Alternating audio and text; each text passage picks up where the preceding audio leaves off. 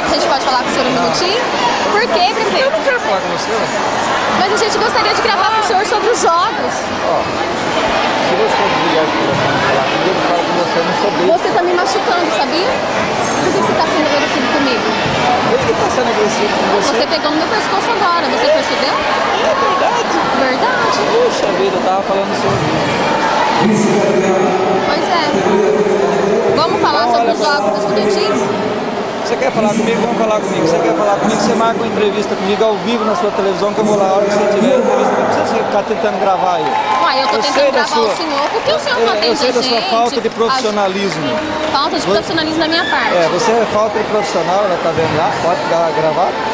A falta de O profissionalismo senhor sua. quase me enforca, fala no meu ouvido, e eu com falta de profissionalismo? você Me é agarra falta no de meio de todo mundo e eu tenho falta de profissionalismo? Todo mundo. Uai? Essa câmera que tá aqui filmou. Me arrasta.